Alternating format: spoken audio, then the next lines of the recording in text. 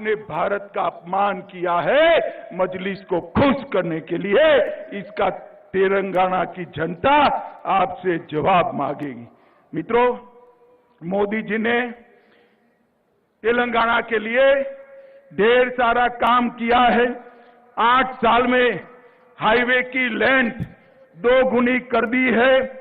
लगभग 1 लाख करोड़ रुपया तेलंगाना के हाईवे के लिए खर्च किया है। हमने यहां पर रैली के ठीक बगल में हैदराबाद बीजापुर हाईवे के लिए पैसा दिया था, मगर तेलंगाना ने, केसीआर ने भूमि अधिग्रहण नहीं करा। वो 5 साल लेट हो गए और जो केवल की जनता को जो फायदा मिलने वाला था वो नहीं मिला है। मित्रों, भारतीय जनता पार्टी की सरकार, मैं कांग्रेस वालों से और केसीआर से पूछना चाहता हूं कि जब हमारी सरकार बनी, केंद्र में मोदी जी आए, उसके पहले के बजट में तेलंगाना को क्या मिलता था? Tax revolution, grant in aid और फाइनेंस कमीशन की ग्रांट तीनों मिलकर तेलंगाना को 30,000 करोड़ रुपया सिर्फ मिलता था। कितना मिलता था? सिर्फ 30,000 करोड़। और 22-23 में मोदी जी ने 30,000 करोड़ से बढ़ाकर 1,20,000 करोड़ रुपया तेलंगाना को दिया है। मगर ये पैसा आपके क्षेत्र में आता है क्या? आता है भाई? दिखाई पड़ता है? कहां जाता है? कहां जाता है? आप समझ रहे हो, ये भ्रष्टाचार की भेंट चल गया है। एक बार भारतीय जनता पार्टी की सरकार बना दो, मोदी जी 1 रुपया भेजेंगे, तेलंगाना सरकार 25 पैसा ऐड कर 1 रुपया 25 पैसा तेलंगाना की जनता के पास भेजेगी। तेलंगाना की जनता के पास भेजेगी।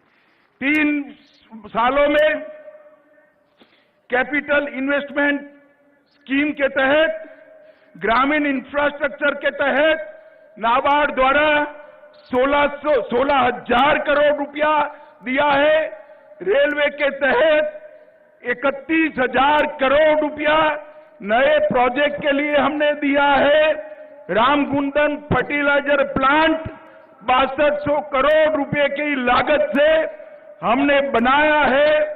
Hyderabad multi modal transport system का विस्तार शंकरपल्ली से आगे बढ़ते हुए विकासाबाद तक करने का काम ये भारतीय जनता पार्टी की सरकार करी है।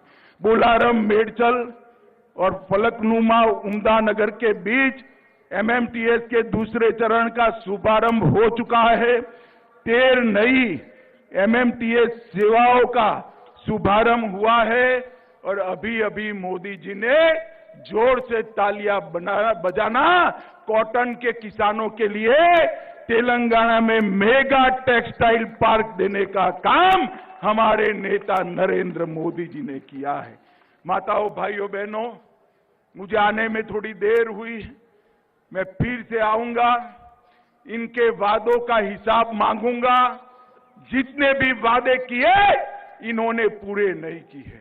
और सबसे बड़ी बात, एक कोई सरकार तेलंगाना में ऐसी नहीं चल सकती जिसका स्टीयरिंग ओवैसी के पास है, मजलिस के पास है। हम यहां पर एक ऐसी सरकार बनाएंगे जो देश के विकास को, तेलंगाना के विकास को, आपके विकास को समर्पित हो। और मित्रों, मैं एक बार फिर से कहना चाहता हूं केसीआर को कि आप हमारे कार्यकर्ताओं को जेल में डालोगे, पुलिस से लाठियां पिटवाओगे, मगर भारतीय जनता पार्टी का कार्यकर्ता डरने वाला नहीं है। केसीआर, हम तो पैदा ही विरोध पक्ष में हुए हैं, हम आपसे नहीं डरते हैं। ये जुर्म करना बंद करो, जितना समय बचा है उतना समय जनता का भला करो। ये पेपर लीक की जांच हाई कोर्ट के सिटिंग जज से कराइए और युवाओं के अधिकार को सुरक्षित करिए, वरना हम आने के बाद जब जांच कराएंगे जिन्होंने भी युवाओं के भविष्य के साथ खिलवाड़ किया है, चुन चुन कर उनको जेल की सलाखों के पीछे डालने का काम ये भारतीय जनता पार्टी करेगी। मुझे बताओ चिवेल्ला वालों, भारतीय जनता पार्टी की सरकार बनानी है क्या? जोर से बोलो, बनानी है? पूर्ण बहुमत की भाजपा सरकार बनाओगे? मोदी जी को 24 में फिर से प्रधानमंत्री बनाओगे? कमल के निशान पर दोनों चुनाव में बटन दबाओगे? मोदी जी के नेतृत्व में तेलंगाना को सबसे विकसित राज्य बनाओगे? एक केसीआर और ओवैसी की सरकार को उखाड़कर फेंक दोगे? पक्का फेंक दोगे? तो मेरे साथ दोनों हाथ उठाइए, उठाइए दोनों हाथ, विजय के संकल्प की मुट्ठी भींचिए और प्रचंड आवाज से बोलिए, भारत माता की, भारत माता